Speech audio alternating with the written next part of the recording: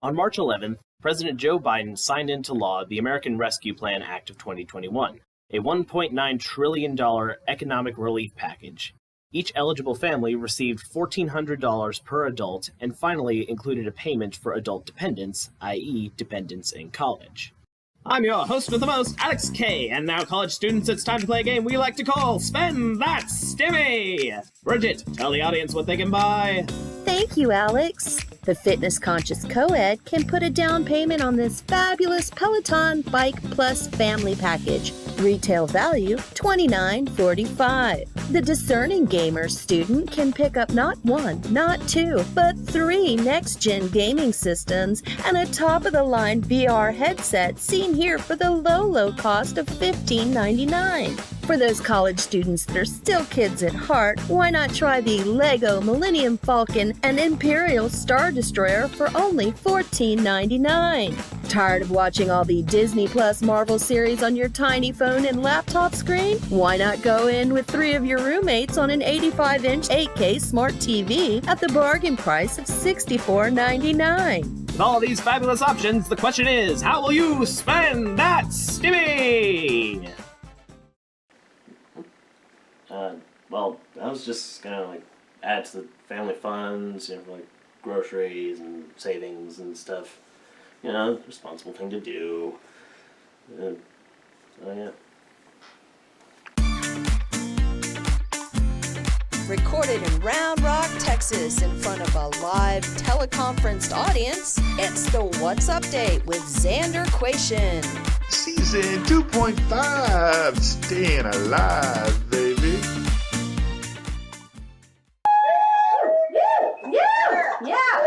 Welcome to the What's Update. I'm Xander IMDb. Let's get started.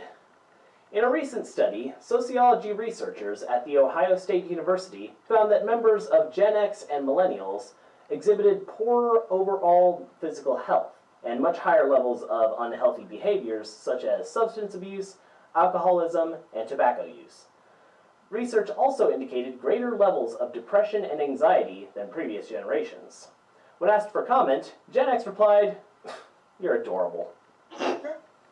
Not to be outdone, Gen Z added, it's kind of hard to measure an increase in mental illness when we're already at maximum capacity, bitches. In a 52-48 vote, the Senate confirmed Dr. Rachel Levine as President Biden's pick for Assistant Secretary of Health. Dr. Levine is the first openly transgender person confirmed by the Senate to a federal position. Woo! After enduring hours of intense grilling about her qualifications, I'd like to imagine that one of Dr. Levine's first items will be to design a new eye chart for alleged board-certified ophthalmologist and ramen spokesmodel, Senator Rand Paul. Okay, Senator, could you cover your right eye and read the chart for me? L, G, B, T, Q, OK. Well, how about that? While on the subject of people with an anti-trans agenda, in spite of well-known TERF enthusiast J.K. Rowling, Avalanche Software announced that the upcoming Hogwarts Legacy video game will have transgender characters. The game will allow you to choose everything about your character's appearance, including what gender they identify with, if they choose to identify with one at all. The motto of this new foray into the wizarding world of Harry Potter should be a witch, despite that bitch. Yep. And speaking of bitches, former President Donald Trump sent cease and desist letters to at least 3 Republican organizations: the Republican National Committee, the National Republican Congressional Committee, and the National Republican Senatorial Committee. All received letters demanding they stop using his name and likeness to fundraise. Not far behind, Melanie has been sending letters demanding the removal of Donald's name and likeness from all of her wedding pictures. A waxwork figure of Donald Trump had to be removed from display in San Antonio because people kept punching it in the face. According to the San Antonio Express News, Louis Tussaud's Waxworks in Alamo Plaza decided to pack away the dummy after it suffered damage from both punches and scratches to its face. For word on the state of the dummy's crotch, we were referred to Melanie, who hasn't returned our calls. A recent report says that former White House doctor and current Texas congressman Ronnie President Trump has incredible genes Jackson drank and acted inappropriately on the job. According to the report, Jackson kept sloppy medical records, cursed at and bullied his subordinates, drank and took sleeping pills on the job, and sexually harassed a woman. There's no forgiving the other stuff, but honestly, if I had to see Trump naked at least once a year, I'd definitely drink and take sleeping pills too. Oh wait, quick, somebody check on Melanie! Wait. Was that 3 Melania as Melanie jokes in a row? You're damn right it was. You're welcome.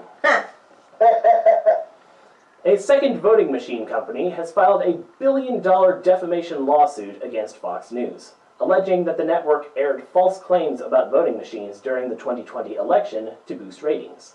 Dominion Voting Systems has filed a $1.6 billion defamation lawsuit, which is separate from the suit filed in February by Smartmatic for $2.7 billion.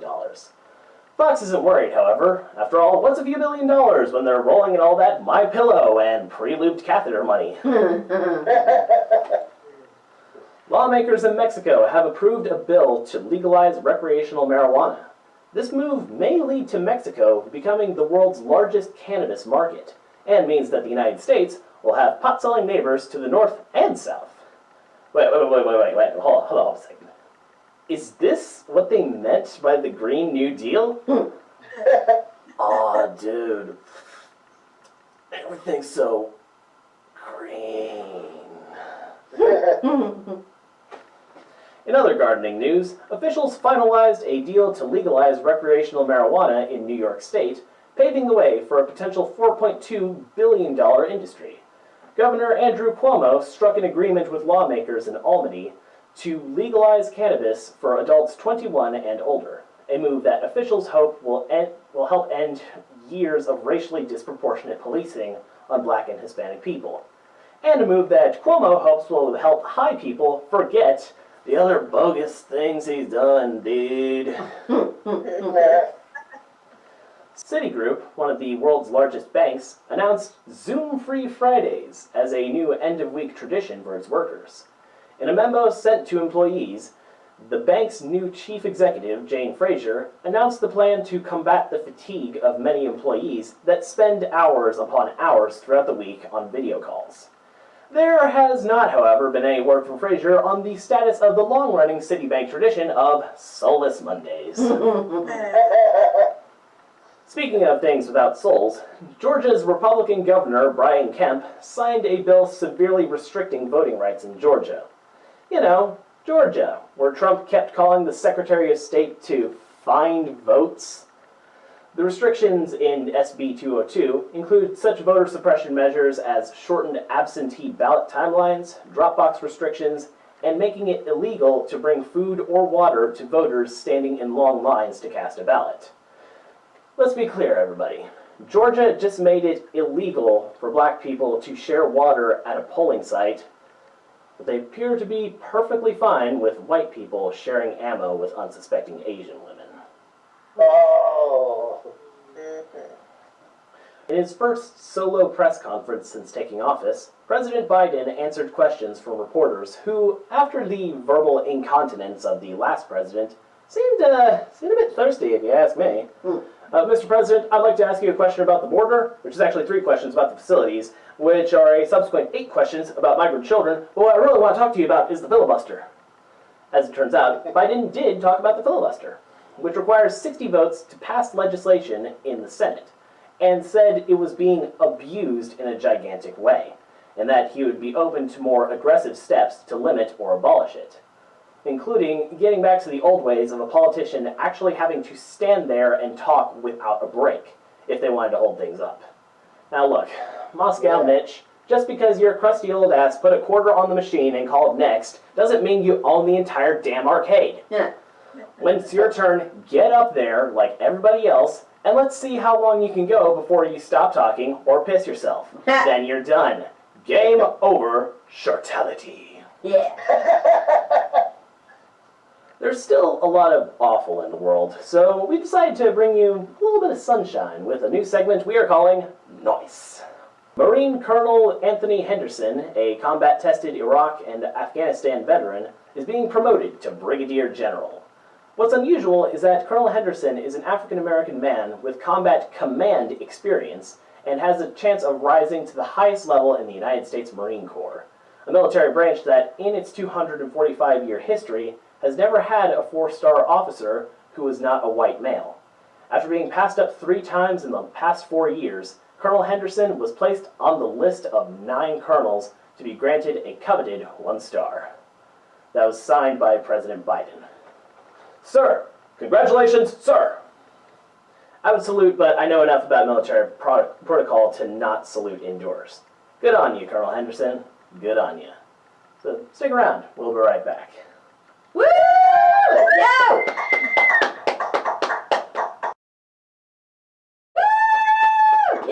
Yeah! Woo! Yeah! Welcome back. Now, when I say the word pervert, images immediately flood your mind. You may see a lonely guy sitting in front of his computer in no pants surfing for porn. You might see a man in a trench coat walking up to strangers and exposing his twig and giggleberries. Maybe you see a creepy old dude stalking young girls online. I've really noticed it before, but a lot of the mental images of perverts are of men being disgusting skeeves. Weird. So here's the thing. Perversion is more than staying up all night honking your horn to porn. Perversion is, in essence, the alteration of something from its original course, meaning or state, to a distortion or corruption of what was first intended. A pervert is a person that engages in forms of perversion. Now, I don't know if you've looked around much outside, especially since we are all still supposed to be socially distancing, but our world is full of perverts. I'm not talking about Pornhub paid subscribers or die-hard anime fans. I don't kink shame. I'm talking about people that run our country. I'm talking about people that run our media. I'm talking about people that run our nation's companies. I'm talking about people that sit in our nation's churches, synagogues, and other houses of worship. Let's take on the first type of perversion, corruption. This type of perversion is any activity that causes one to turn aside or away from what is good or true or morally right. Senate Minority Leader and tortoise aficionado, Mitch McConnell, and all of his lackeys and enablers in Congress are the worst kind of perverts. What's that you say? Yes, perverts. Senator Rand Paul compared gender-affirming surgery to genital mutilation during confirmation hearings for Dr. Rachel Levine, the first openly transgender federal official to be confirmed by the U.S. Senate. Republican-led legislatures in Arizona, Illinois, Kansas, Kentucky, Massachusetts, Minnesota, Mississippi, Missouri, South Carolina, Tennessee, and Texas have proposed bills that would restrict public toilet access on the basis of sex as biologically defined. Georgia Republican House member and QAnon, Marjorie Taylor Greene, is legitimately obsessed with conspiracy theories about alleged cannibal, pedo, sex trafficking Democrats. That is just a short list of so-called conservative public officials that waste the people's money and time engrossed in other people's private business. Now, let's circle back around to Moscow Mitch for a second. He is the worst kind of perversion. He has, on multiple occasions, without regret or remorse, used his power and position to subvert the will of the American people. From his shutting out Obama Supreme Court nominee Merrick Garland to fast-tracking Trump's court nominee Amy Coney Barrett. In February 2020, the then Majority Leader McConnell admitted in an interview with Fox News that 395 Democrat-sponsored House bills were sitting in limbo in the Senate, and he had no intention of allowing them to move forward. And that was on top of even more bills that he killed through inaction in 2019. Now, as Senate Minority Leader, Mitchie the Ghoul has warned Democrats, quote, "Let me say this very clearly for all 99 of my colleagues. Nobody serving in this chamber can even begin to imagine what a completely scorched earth Senate would look like." He's implied that Republicans would grind Senate business to a halt. They'll refuse to give consent for routine operations, from the start time for sessions, to the reading of long legislative text, to quorum called votes. Mitch McConnell wanted to make it clear to everyone that he is a big, honkin' pervert. The next type of perversion is misdirection. This type of perversion is any activity that causes someone to turn aside or away from what is generally done or accepted. The Fairness Doctrine of the United States Federal Communications Commission, the FCC, was introduced in 1949 as a policy to require holders of broadcast licenses to present issues of public importance in a manner that was honest, equitable, and balanced. The FCC eliminated the policy in 1987 in a unanimous decision by the four-member panel, who were all appointed by Republican presidents. The 1987 repeal of the Fairness Doctrine enabled the rise of talk radio hosts like Rush Limbaugh, Alex Jones, and Glenn Beck. Once all bets were off, it also made it possible for Fox News to become the degenerate right-wing cheerleaders and the ad hoc propaganda arm of the GOP. The perversion of the news media is not just the bailiwick of the radical right. Left-leaning news entities like MSNBC made billions off of whataboutisms and false equivalency. Trump's rise to power is as much the fault of the left and centrist news media engaging in efforts to equate Trump's chaotic ineptitude with Clinton's email problems, as it was Fox's booster club mentality. Every time CNN ran a story about the Donald's predilection for sexual assault, they would also run a story about how Clinton looked tired, thus creating a false equivalence between the two candidates. To quote the great Samuel L. Jackson, "Ain't the same fucking ballpark. It ain't the same league. It ain't even the same fucking sport." And let's not even get started on the weeks of coverage spent on the canceling of Dr. Seuss, the imaginary genitalia of Mr. Potato Head, the desexualization of Lola Bunny, the hand-wringing over President Biden calling Greg Abbott a Neanderthal, which, quite frankly, is a grievous insult to the fine people of the Pleistocene epoch. Or just the non-stop bitching, moaning, whining, wailing, and pearl-clutching of the outrage industry. What a bunch of Class A perverts. The next type of perversion is misuse. This type of perversion is any activity that causes someone to divert to a wrong end or purpose. John Steinbeck, celebrated American novelist and author of Mice and Men and The Grapes of Wrath, once said that socialism never took root in America because the poor see themselves not as an exploited proletariat, but as temporarily embarrassed millionaires. I'm just going to lay it on the line on this one. There is no plausible reason why a 7th grade educated Appalachian coal miner should vote, even if they bothered to, for a political party that exists exclusively to prop up the interests of multimillionaires and billionaires. It is in no way in that person's best interest to hand power to the mercenary capitalists that keep them uneducated, without adequate medical services, and without strong labor unions to protect their physical and economic interests. And yet, in the last 6 elections, 3 of the largest coal-producing states have voted solidly Republican. The merciless massed collection of wealth at the expense of other humans, our global climate, and the futures of our progeny is depraved, villainous, and monstrous. In other words, perverted. Modern globalistic capitalism is the second worst form of perversion, but there is still one worse.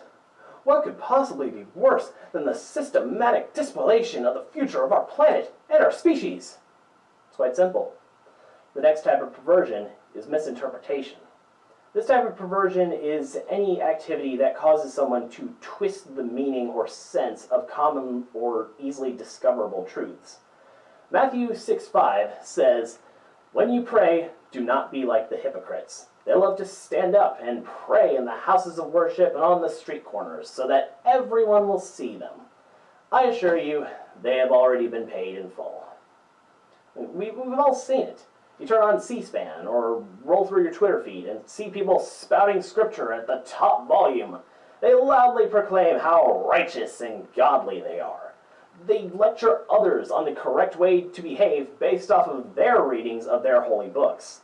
Hobby Lobby claims they are honoring the Lord in all we do by operating the company in a manner consistent with biblical principles. Marco Rubio posts his favorite Bible passages daily.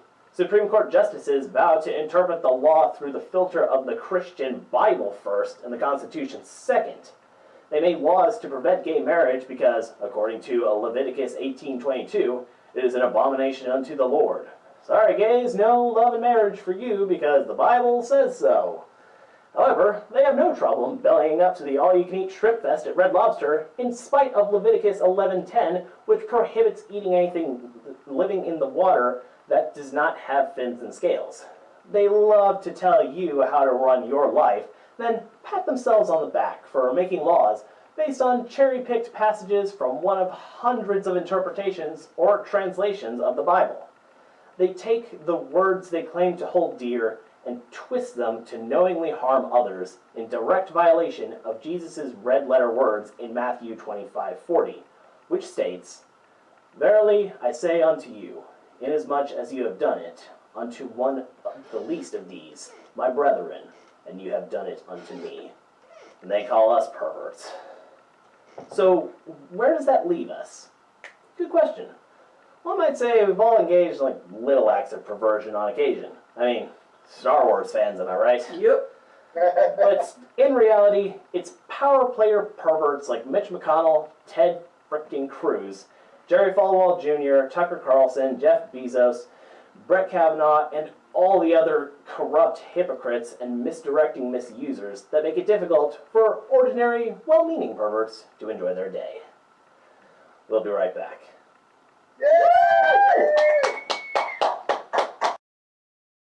Welcome back. Our guest today is another person whose work has kept me entertained for hours on end. So we'll start with our standard questions. Who you, what do, and why?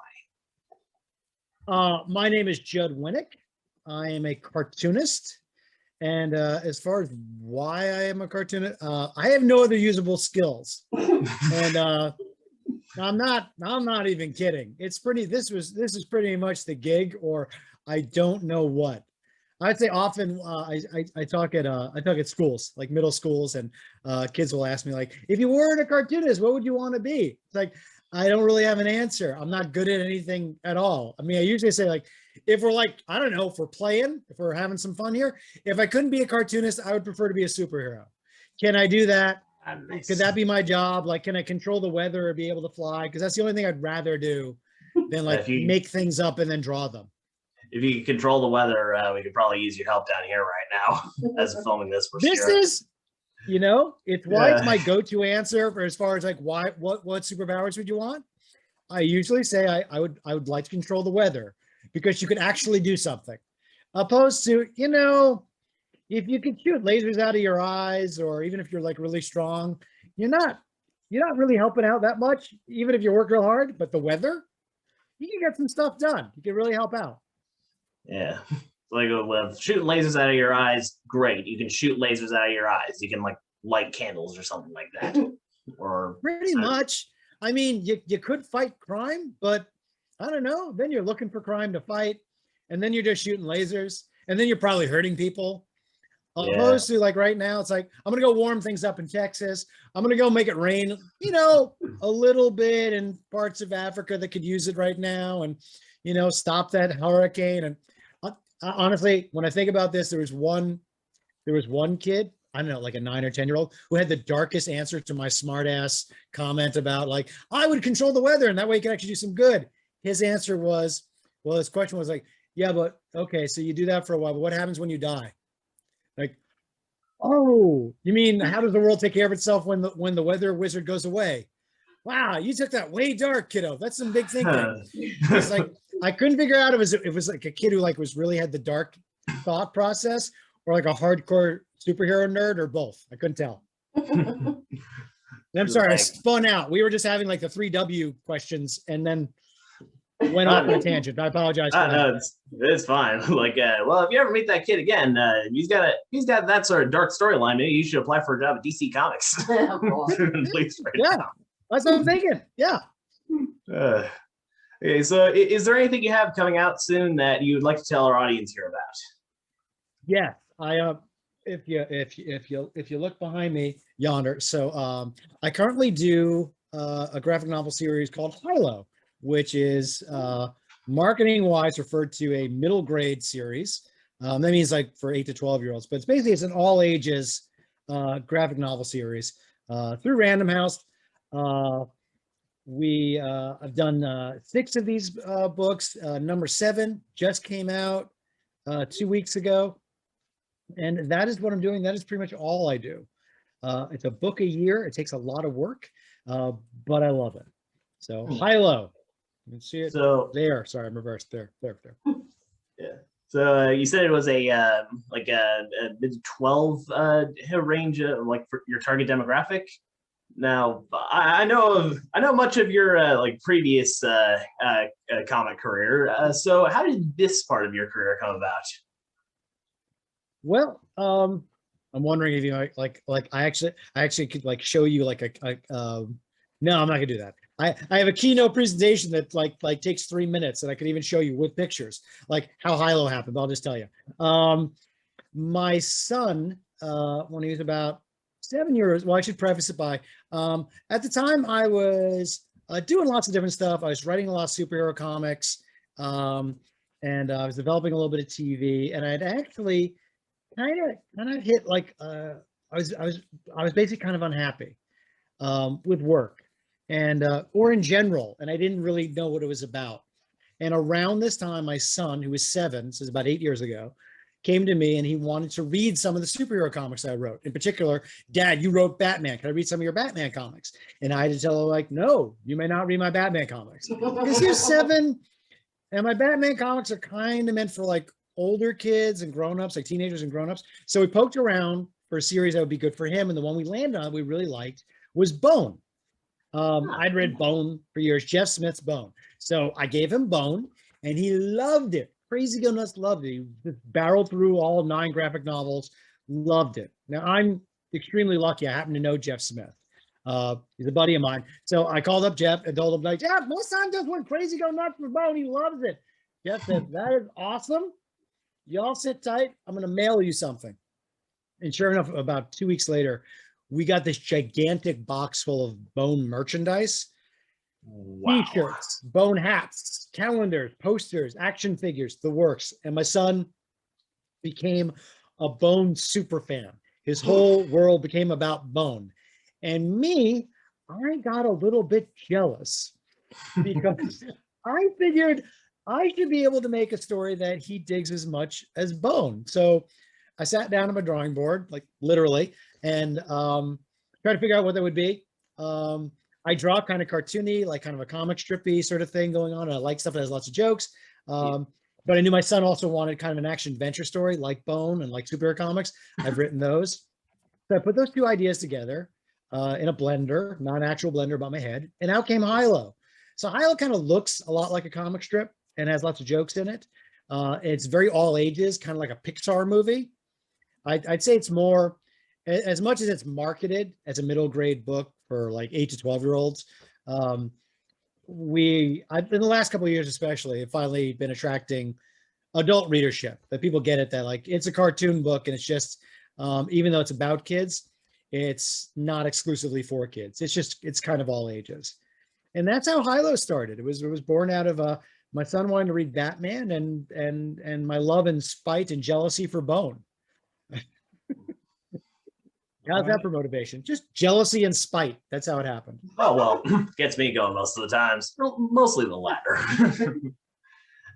So speaking of all this, like, how has the pandemic specifically affected your ability to work, like both on HiLo and on other projects? Well, my quick answer is like almost not at all. And it's the most honest answer is along those lines, like almost not at all. In the sense that, so we're in my studio. I'm pointing to my drafting table over there where all the work is done, where the magic happens.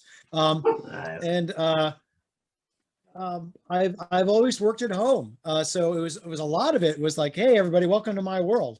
So now you're going to try to figure out what it is to get up in the morning, not go someplace, but stay at home and do it proper. I was giving a lot of advice to people. It's like, listen, if you're going to work at home, no sweatpants. You get up every day, you bathe, you put on clothes. It doesn't have to be a suit, but I'm saying you get presentable. It's a sense of normalcy. I don't have to do this. I could work in my pajamas and just, and go around in slippers. I am wearing slippers now, and I always have, because I'm not going outside. So that aspect of it, I think the only major kicker was that both my wife and children are now at home in my studio. My studio's in the bottom of my house, and now they're home all day. And that has been actually pretty nice. I would say that working from home can be a little bit lonely sometimes, but now they are here. The kids are going to school remotely, which is okay. We're looking forward to eventually them getting back to school someday.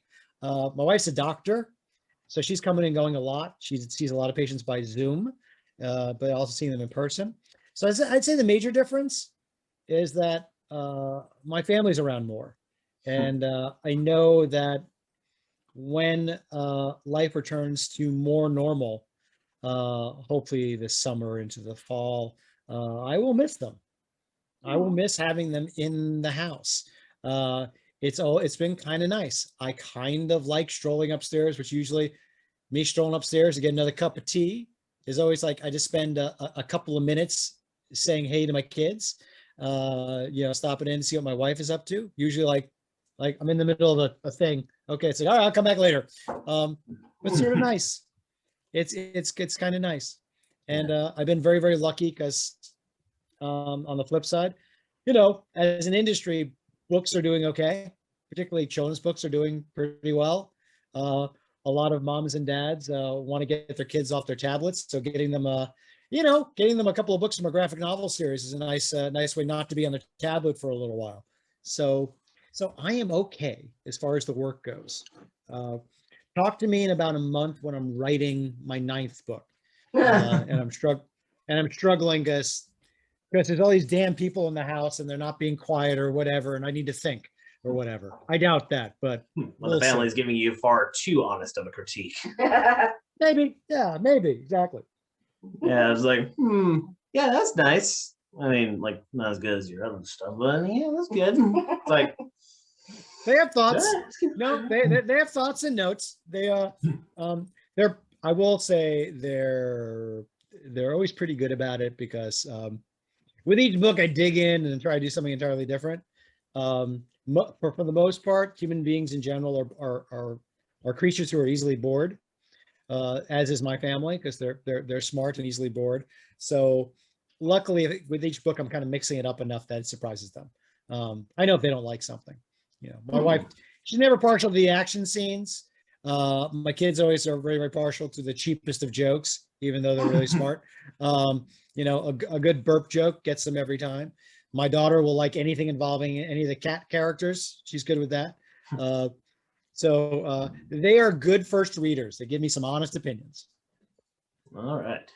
So switching gears for a bit, when I was probably way too young, thanks.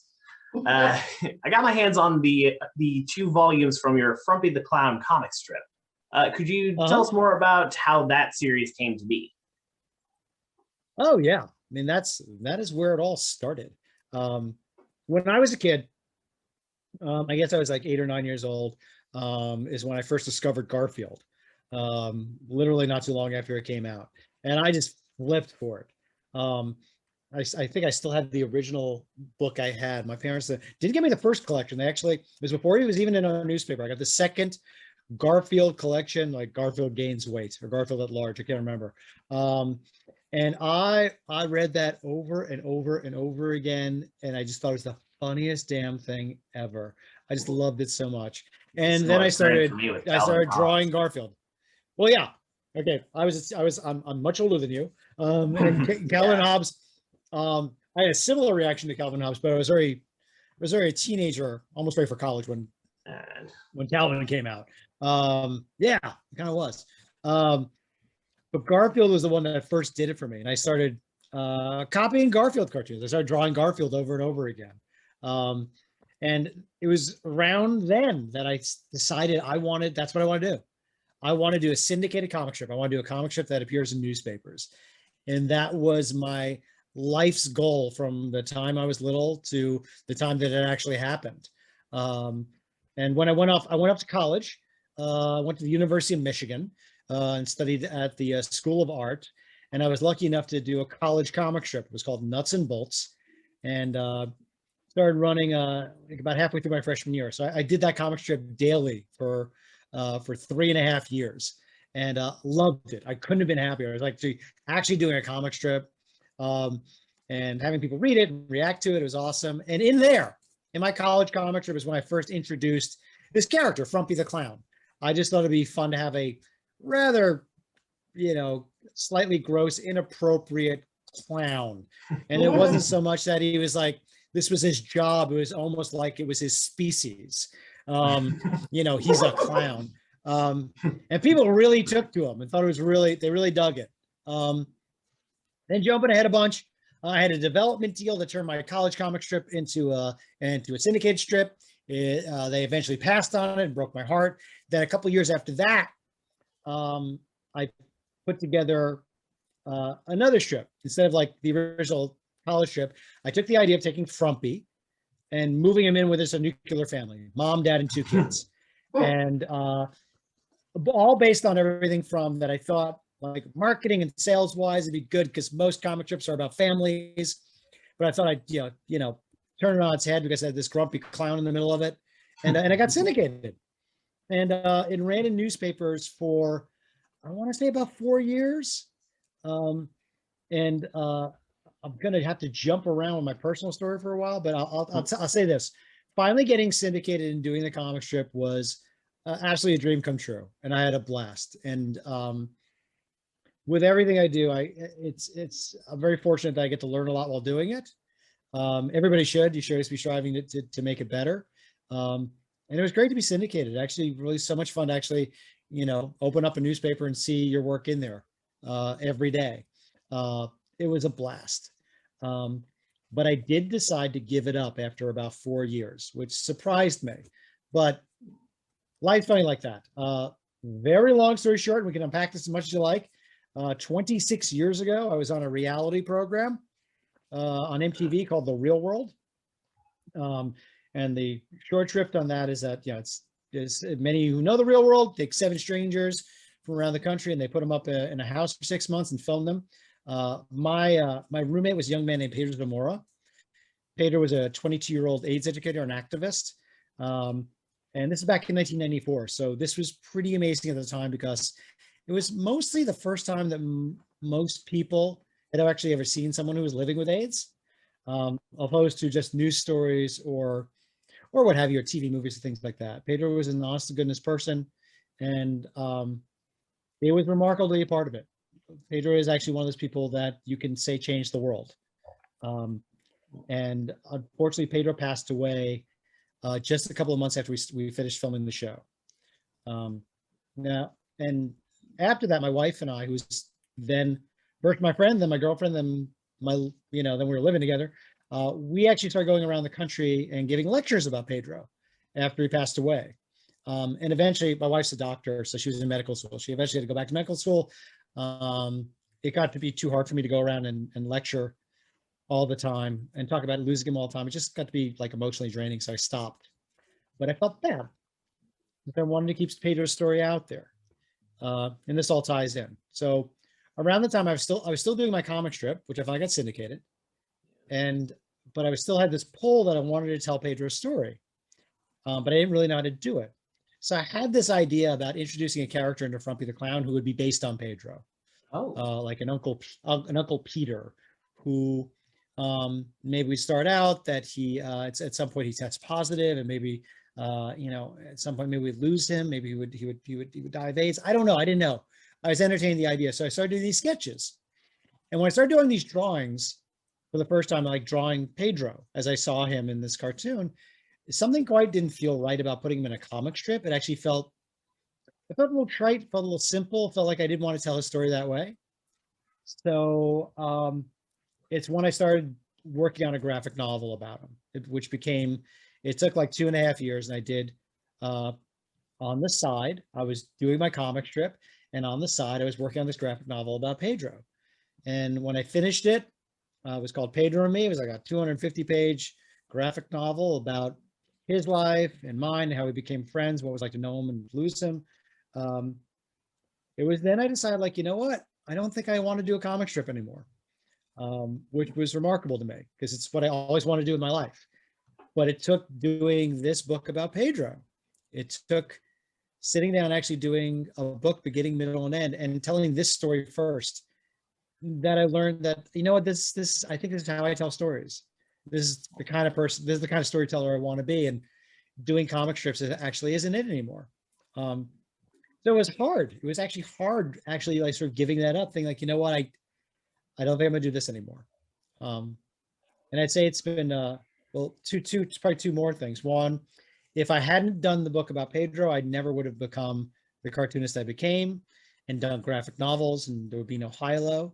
But on the flip side, a bunch of years ago, my kids pulled Frumpy off the shelf and they started reading those very same collections your mom got you, and they just flipped for them, and it kind of broke my heart a little bit. I still wasn't doing it because they just enjoyed them. They enjoy, well, no, present tense. They enjoy them so much. It's like, wow, okay, you know. And I had to look them over too. It's like, oh no, you know what? This still holds up. They're still pretty good. They're still not bad. A lot of my work, I look back, I'm like, okay, you know. I've improved much since then, but Frumpy still got the stuff. Yeah, it's still got. So I'm quite proud of that. All these years later, it does. So I think with HiLo, I've kind of come full circle a bit, because comic strips are kind of all ages. They were for family newspapers. The idea that it could be read by a 7-year-old or a 70-year-old. And that's sort of how I approach HiLo. It's the same kind of dynamics. It's sort of the same kind of tone. Jokes which are there for everybody. Maybe Frumpy was a little bit racier here and there. He did smoke, which I probably wouldn't be doing now. But aside from that, I think it was still kind of all ages. So there, you just said, Judd, this comic strip Frumpy the Clown, which I read in his 2 collections, then I talked for 25 minutes. But yeah, there's the whole story of Frumpy the Clown. And you subsequently also kind of blew through a whole bunch of my questions. So. We can circle back. We can circle back, my friend. That's okay. It's like, okay, trying to take it back to Frumpy the Clown. But one of the things that I enjoyed personally about Frumpy the Clown is that it featured a Jewish family, and it's not something you really saw in a lot of other comic strips or even mostly comics of that day. So, did you use anyone from your own life or family as the basis for the characters? Me and my family. So I'm Jewish, and I agree with you. I'd rarely. I mean, no, it's the whole thing. I mean, it's a little more prevalent now than even when I was a kid. You know, you never saw just mainstream Jewish people being Jewish. There was always culturally there was Jewish nets in a lot of storytelling, but rarely. Just like the little things, like, hey, it's December, so they're celebrating Hanukkah, not Christmas. And for me, that was just like a little thing, you know, and sort of embracing that, you know, that Michael's mom, she's Jewish and she's a survivor. And like, you know, which is like, you know, for me, like capital J Jewish in the discussion of that. But these were things that as a kid, you just never saw. And it wasn't as if I felt that culturally we were unrepresented, but I always did feel, I have very distinct memories, even still, my parents would perk up in a big way and laugh a little bit harder when somebody acknowledged in some way that they were a Jewish person or some aspect of life involved Jewishness. And that wasn't, well, I was about to say that wasn't too like hacky and stereotypical, but I think my parents didn't even mind it if it was hacky and stereotypical. They didn't care. Like something funny Jewish is on television, it's the funniest thing in the world. So yeah, I just wanted to put that in a comic strip. So I'm so glad as a young person, you opened it up and said, oh, look, there we are. That's why I did it. Because oftentimes, like if you see Judaism represented in pop culture, especially at that point, it's either underrepresented where it's just like you don't have it, or overrepresented to the point of stereotypes. So just seeing the characters in Frumpy the Clown as they're simply Jewish, it's not a big deal. It's not like too big of a thing. It's just a part of life. And it was nice to see that. Well, thank you. I do agree that sometimes that, when you're, when does being Jewish come up in your day-to-day life? Like here and there. And that's sort of where it came up in the comic strip, here and there, around holidays, around, around celebrations, around things like that.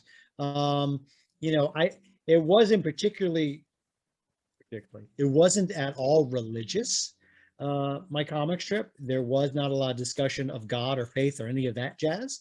But yeah, being Jewish is cultural. So I was happy to do that. I'm glad, but I'm with you. Sometimes the one I always wince at is like, it's always the same stupid joke where someone said like, oh my God, I've never been so embarrassed. Or the last time I was this embarrassed is when my braces got stuck with Allison Goldstein the first time we kissed at Andrew Schechner's bar mitzvah. It's like, okay, so wave of Jewish stuff coming at you at once. I always love that. I get you with the surprise attack of Judaism. Yeah, and so it's like, we're gonna throw all the Jewish joke eggs in one basket right now. Here it comes at you. Like, we get it. It's like, that guy's Jewish. We understand. Okay, so I'm glad you dug that. It was done by intention. Yeah. Also, I must ask, like, for the design of the characters in Frumpy the Clown, how autobiographical was the Bubby's, let's say, anatomy there? With a very distinct... No, I think neither one of my, so those playing at home, we were talking about the grandmother of the family, and she kind of looked like reminiscent of like those hair trolls, the trolls of the ones with like the multi, so no, for her, I just drew for laughs. My grandmothers did not look like that at all. So no one in my family looked like that at all. I did, no lie. My Aunt Rose was kind of on the short side, like really short, but I don't think I ever thought of Aunt Rose while I was drawing Nana, but neither one of my Nanas actually looked like that. I just drew her because I thought she would be funny. Small, big giant hair, little tiny square feet, whole thing. Yeah, and then other parts of the design, the droopiness of certain parts. Yeah, did her boobs look weird? I don't even remember. I think she probably. Well, I think I just drew her like a fire plug. I mean, I think she has more in common with like R2-D2 or Yoda as far as like size and shape and whatnot. Just kind of like Yoda with boobs. Was probably what I was going for. If I remember, it's been a while, but I'm pretty sure I was just playing her for laughs. Yeah. Let's play it at home. The quote of the day is Yoda with boobs. Yeah. That's not a terrible image now, is it? Yeah. Coming up on the next season of Mandalorian. Yeah. Hey! Reminds you of your great grandmother. Yeah. So since we're talking about racy content, you also created the Barry Ween comic books. Yes. For those of you who don't know, he's kind of like Jimmy Neutron on Red Kryptonite. So how did that character come about? That is one of the most delightful, happy accidents of my whole life. Really, creatively. Honestly, I mean, I can't help but smile but thinking about how it all came together, and it was just a wonderful eureka thing that happened. So I had just for those playing at home, so it's this is an indie comic series I did through Oni Press.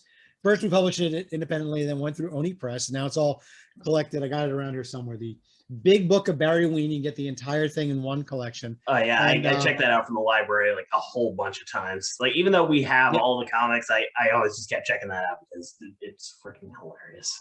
Having it all in one place is kind of very satisfying. I was so thrilled when they agreed to publish it like that.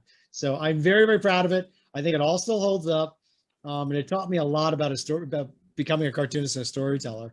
And for those playing at home, it is basically the story of a 10-year-old boy who's got like a 400 IQ and, curses like a sailor.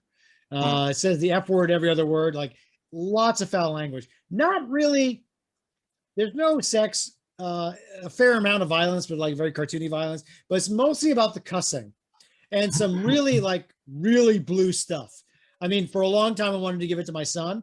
And every time I pick it up, like, yeah, I'm sure it's not like, oh, wow, no, I got to, no, lot of really blue sexual oriented talk that can't do that. So it was born out of, I had finished Pedro and Me, which was this really emotional journey, this memoir about my friend Pedro who passed away, what it was like to know him, what it was like to lose him. And more or less I learned to become like this kind of storyteller in doing the book. But then I just wanted to do something for me. I just wanted to do something that was just like funny and weird.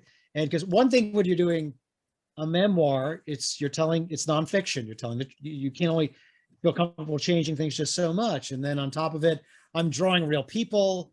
So there's a lot of references and I wanted to get it right and all that. And with Barry Ween, it's like, forget it. I just want to draw whatever I want to draw. I want to make it up. I want it to be funny. And then when I'm writing, like, and they're going to curse a lot. Yes, we're going to go. And I just started doing it. And I had so much fun doing it. It was sort of, it was just like a total accident. Like Barry Ween is his king, he'll blow stuff up. And then I needed him someone to talk to. Yeah, Jeremy. So like, yeah, what if he, yeah, well, that was the whole thing. It wasn't, I made up a best friend just from the writing of it. Just like, it was like very spontaneous. Like, we need someone to talk to. Okay, he'll call his buddy Jeremy. All right. Who's like, and randomly, like, he'll call his buddy Jeremy. And, wrote it. And then when I was like working on the second issue, I was like, oh, well, let me bring Jeremy back. It's like, yeah, Jeremy is kind of a cool character too. I just learned by doing. And then after a little while, it got a little more dramatic and emotional. And it was all an accident. So it was so much fun for me to do something that was like really funny and profane and action packed. I was drawing the way I felt most comfortable drawing. I drew it like a comic strip and that was a blast. And I learned everything about being a storyteller just by doing like these 12 issues of Barry Ween. And, there'd be no HiLo without Barry Ween. I get into a little bit of trouble here and there with sometimes parents pick up Barry Ween without cracking. I tell them, like, you didn't even read the first 2 pages. That would have told you everything that you shouldn't be buying this for your library. Like, I mean, like there's a lot of like penis talk in the first 2 pages. Yeah, I should have told you. I think it's like the third panel where it's like showing Barry Ween inside the womb, and then his first intelligent thought is, "Oh, is this my dick?" Yeah, like, this is what I'm saying. How did they not know this? They do their research. Like really, and oh my goodness, like I swear to you, about 8 pages in, yeah, some of the talk, oh my goodness. So I don't really feel bad if they mess that up. It's like, you didn't do your due diligence at all. But yeah, Barry Ween was this wonderful, simple, miraculous thing that I was doing just for me. And I was thrilled how much people dug it and still dig it. And I hope someday to carve out a little bit of time in my life to actually go back and do some more. Oh, hell yeah. I'd have to, I'd have to rethink it a lot because I was going through it like, okay, that's misogynist. That's misogynist too. Yeah, that's, I wouldn't do that anymore either. That's fine. Okay. I'd have to find a little bit of a new lane, but it would still work, I think. I mean, Jeremy, the character of Jeremy was a bit of a filthy deviant. Yeah, he was a 10-year-old boy who was like really, really obsessed with boobs and sex and whatnot without having ever experienced boobs and sex. Yeah, a lot like 10-year-old boys. That's sort of, honestly, I wouldn't have to worry about tweaking it too much. But that was the thing, is that the book is Barry Ween, but for me, after a little while, like, Jeremy's the star, man. He's the one who cracks me up. When I'm talking, when he's talking about stuff, just kills me. It's something that I periodically look back on, and it does the opposite of what you want to do, which is you look back and you're like, oh, I can do so much better there. I draw better now, but as far as a lot of the writing, it really, I'm so proud of it because it still holds up and still cracks me up. Yeah. Now, as for Barry Ween himself, like, I've had my fair share of smart-ass friends in the past, and the character of Barry Ween seems to encapsulate all of them, but emphasis on the smart. So, is there anyone in your life that that inspired to the character of Barry Ween, or is there anyone in your life that's a bit more like Barry, or a bit more like Jeremy, or anyone like that? Oh man, I am in no way, shape, or form any kind of genius at all, and science has never been my bag. And even when I'm writing about science, it's usually I'm borrowing faux science from Star Trek. So I want to preface all that. Yeah, no, it's all nonsense I'm just making up. But Barry's probably mostly influenced by me in the sense that he's generally ticked off a lot, even though things should be going his way. I tend to be on the grumpier side a lot, so a lot of that went into Barry. But what was beautiful about Jeremy, and later I think what was beautiful, what came out in HiLo, is that Jeremy sincerely loves everything about Barry, but does not care how smart he is. And yeah, he's just excited about all the crap they get to do. And I loved how. I think there's like one line where it's like Sarah finds out about Barry, and then Barry's like, "You see that? There's a talking gorilla right there, and he's more concerned about double stuffed Oreos. He knows because he doesn't care." And I was like, that's a very powerful line. I'm and immediately followed up by Christmas. I am so deeply flattered because, for one, Alexander, that was literally what I was thinking of. Two, and you summed it up pretty much verbatim. That was amazing, and like the highest accomplishment you could give someone. So thank you. Well, yes, like I said, I read it a lot. You did, and honestly, I'm very moved. Thank you. That is the defining moment. So yeah, so thank you for that. And Barry's mostly a lot to do with me. Jeremy, I think, is the positive best friend that I think I always would have liked to have had.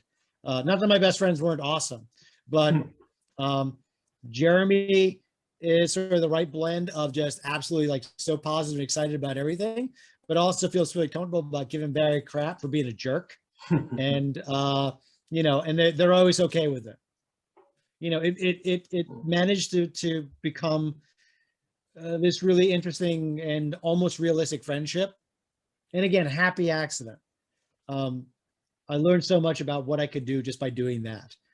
So Jeremy and Barry and their relationship, and later Sarah coming in as like kind of this more mature voice of reason, which are mostly a lot of well, I'd say the women in my life, making it plural, but I'd say the woman in my life being singular, a constant voice of reason and maturity. You got like the three sides to Gen X. You got the tired and jaded and just being like, okay, you don't even realize how stupid you are, just stop. Then you got the, hell yeah, let's do some shenanigans. And then you got the lady out to the side where it's like, what are you doing? Just bye. That is so awesome. I'd never thought about that, and I'm stealing it.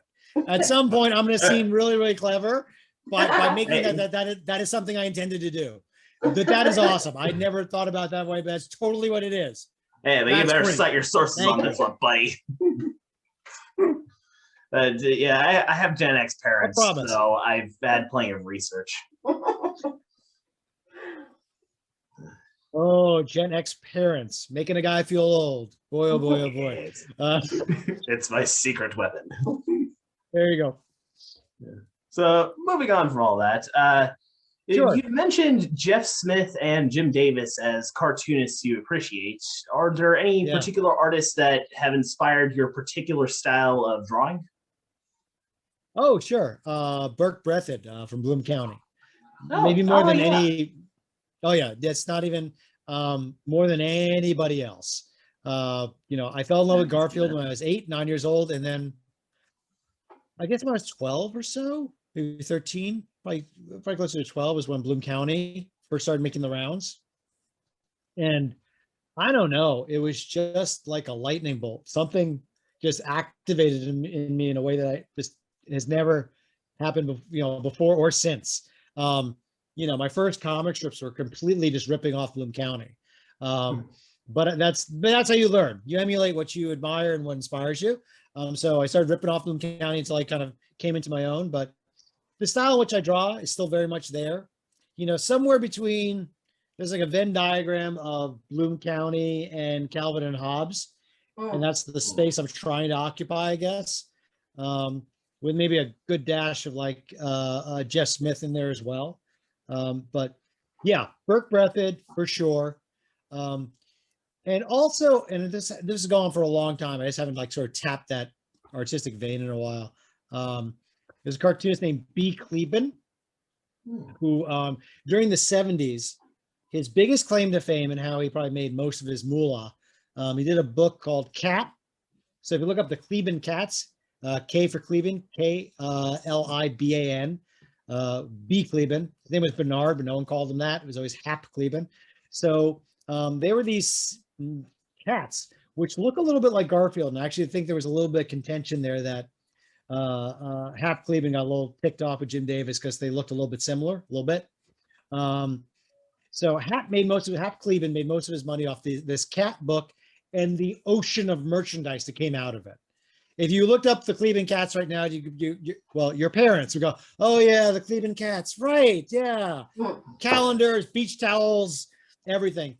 Well, he also did like 9 other books which had nothing to do with cats, and it was all this like surreal, strange, dark, funny one-panel cartoons. And I guess I was like 14 or 15 when I discovered it. And it really sort of awakened the creativity in me because it wasn't, these weren't comic strips. And this is before the Far Side. I think even started really. It's in that vein a little bit, but even weirder, just stranger. So it's somewhere between like the more grounded cartoons, but then a bit more of the abstract cartoons like Far Side or Bloom County.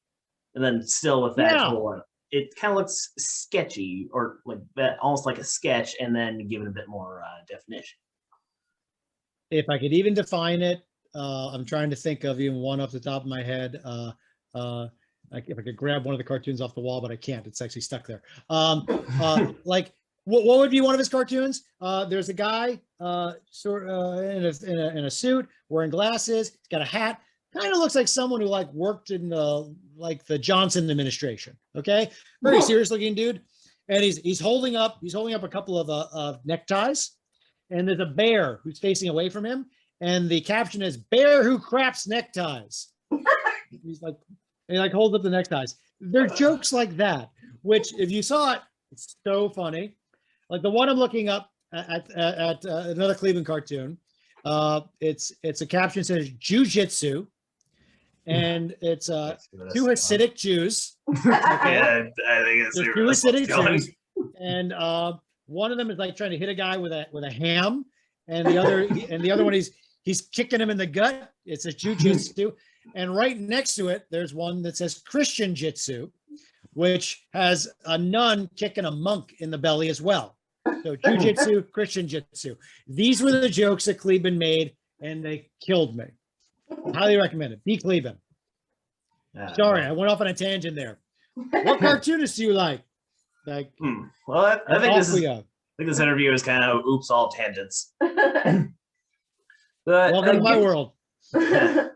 So, given that many of your older works or more like previous works are frequently somewhat satirical in nature, what is your take on the toxic nature of the current political climate? Oh, where to begin? My current take on world politics. I'm much more relieved since the recent election. Life's a little bit more hopeful. We're getting a little bit better. I will say, like a lot of folks who have delved into satire, that things got and have continued to be so weird that they are just antithetical to satire. Like there's a lot of, I think we've seen a lot in the last 4 years plus, mostly 4 years, that, those playing at home, like The Onion, would always have these absurd headlines. Occasionally, one would slip through that could almost be real. Now, so many things are happening in real life that you go like, yeah, that's bizarre. That's not That's not a joke. That's not an Onion headline. That's real. Yeah, I think Patton Oswalt did a great bit on that, where it's like it's hard to do a comedy about the real world when the real world keeps making even more stuff that could be even funnier. Yeah, and it's just the bizarre, horrible, ridiculous nature of what's going on a regular basis. Makes it hard to sort of crack wise and be outlandish. How can you possibly be outlandish when you literally had, the former president at one point is taking pictures with Goya beans, in the Oval Office because he wants to support this, conservative nut bar who, is the president of Goya beans. Was it Goya beans? I want to make sure to give credit where credit is due. But it's like bizarre, so yeah, satire got a run for its money over the last 4 years. Hopefully we can get back to boring politics as usual, a little more boring life as usual, and allow for a little bit more of the outlandishness. Yeah. I know you got another thing after this real soon, so I'm not going to hold you too much longer. There's a final question that we're asking all the guests this season. If you had a magic wand or a monkey's paw or some weird-ass Barry Ween invention that would allow you to change 2 things about the world, what would you change? You just kind of dropped that one on me. And I thought the last one was hard hitting. Well, no, I mean, that's the sort of thing how all-encompassing can this spell be? You can change literally anything. Just okay. 2 things. Fine. I'll get through without getting choked up. I wish everybody's first instinct was to be kind. Oh. First instinct every single time. Whatever happens, if their first thing that they think of is the kindest route to go, I think I don't even need a second wish beyond that. If we do that, that kind of wraps up most things. Oh no, you must do a second wish. Well, no, I would just wish for more hair. Just for me. I mean, I figure it's one for y'all, one for me. That's pretty much how things work. Now, and for the snake to eat itself on this one, my first act was to bring kindness into the world, and that was the first thing I thought of. So the second thing, I could ask for a little bit of selfishness, because my first thing was kindness. The second thing was just a little bit more hair. They just brought a whole bunch of kindness into the world on everybody's first instinct and thought in every part of the day so that everything will be a lot better. I think I gotta treat myself. That's what I'm saying. It's like the directors who got to do the one very poppy mainstream movie, and then they do the more indie stuff. So I bring kindness to the world, and in return, not even in return, just the next thing I want to check off. I'd like a little more hair. Not even a lot, just a little bit. I don't need to go crazy. That's what I asked for. But given more thought, I would probably, we'll start with kindness. Then maybe everybody has really good teeth. If everybody's first instinct was to be kind, then would you really need to worry about your hair? Well, yeah, because it's something I concern myself with. It's it's just a me thing, man. I mean, kindness, and then looking at someone and go they could look prettier. Those are 2 totally different things. I'm not judging, just being honest. Hey, no, I'm being very, very kind, and I fully acknowledge it. Now and again, I'll look at people and say they're not really put together as best as they could be. They're not really doing their best. That's not unkind. That's just truthful. Not even you could do a lot better. Not even 70s truthful. If I don't tell you this, no one else will. I just mean yeah, look, that's a really horrendous looking outfit. I don't know why. Well, those pants don't fit. What are you doing? You look all hippie. Things like that. So there. Those are my 2 answers. More hair for me and kindness in the world. Yeah. Well, I think that's probably a good place to wrap it up. So, Judd Winick, everybody. We'll be right back.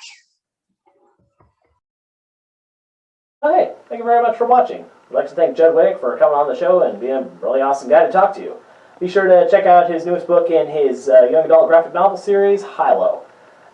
If you haven't gotten a vaccine yet and you're able to get vaccinated, definitely do so. I got mine just a little while ago. Arm's still a bit sore, but getting through it. If you like what you watched, be sure to like, share, and subscribe. And as always, it is what it is. Hey guys, it's me, Rex. I'm the head writer, and so, like, if you'd like to come along and really, help me out with some of the jokes, that'd be great. Or, just follow me. Okay, bye! Yeah, guys, I just want to talk to you about the Invictor Tactical Warsuit Warhammer 40k. I decided I wanted to order it because you're kind of busy. Okay, bye.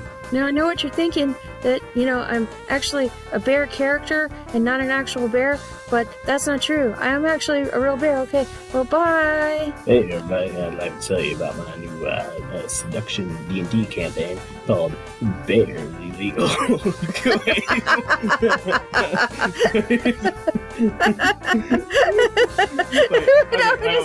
that's the last. You guys are mean.